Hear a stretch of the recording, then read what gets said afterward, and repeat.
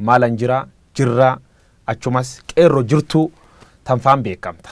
Maqaan sunan miidiyaalee hawaasaa gubbaa jijjiirame qeerroo jirtuurraa gar ferroo bittuu. Inni garuu yoo hidhame illee nan hidhama.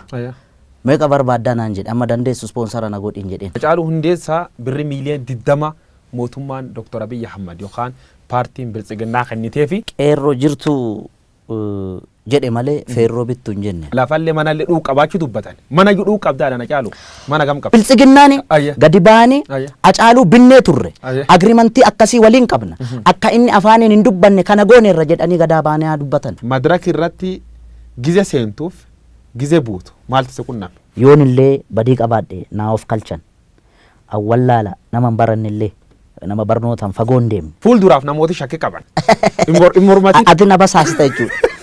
Simbasaas dhugamuudhaan tan callaa oni naa. Shimallis ofitti naqabee erga gootee bagatti cabsite naan jedhe. Maqalee marii maqalee akka kompiliitiin hin fudhanne dubbattee turte. Wanni sun ammoo har'allee hin fudhanne. Haacaalluu Oromoo isaati amma bilisoome gabaabsinaa deebis. Fardi siidaa dabalee sun farda mililik irra taa'ee kunoo amma suura ka'e san. Farda hatame beektaa. Madiraka irra cabsitee waan akkasii sun laayiv irra dabarsu keeteef riskii sun fudhattee jirtu. Riskii sun itti gaabbitaaf. Akkamittiin caalee akkamittiin gurbaana dhaga'uu diddaa jedhe. Caalii sanyii dhiiraa caalii sanyii guddaa kan dur lammiin kee ajjeesee dibatee tufeen arraabne gafarsaan gaditti saawwaatti lakkaa'e yeroo yoo argatu raadiyoon sii waadee qawween sii akaa'e ammam lammii keetiin walii galtee diddee mana gumaalitti almahaa. Naannoo jiran keessa naannoo namni keessa du'u jiru kanami baay'inaan keessatti dhabuu jiru Oromoo. Oromoo irratti dhukaasuu arguurra caala. Du'a wayya beekta warri obbaafate warri du'e kun obbaafate. Farda badii Haacaalluu wanni farda waan fardaa sobtacha keessa waa arge. Namicha nami hattuu. Maalan jiraa jirraa amma immoo ees jirti sirbeer qopheesse obba'uu jiraa jedhan. Istuudiyoo kee jiraachuu iyyuu qaba.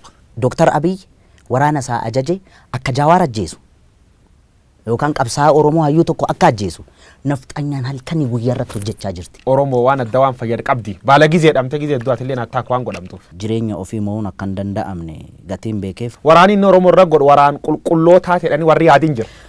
Kanaaf deebiin kee maal? Qaamni miidhame immoo hoolii riveenji jechuu danda'a beektaa. Sirba kan kee qalammeessoo ka'ee gabaa irratti jirra oollee barii arguuf gara nu bal'isa yaanu jettee jirtu. Jira wanti inni fayyadame.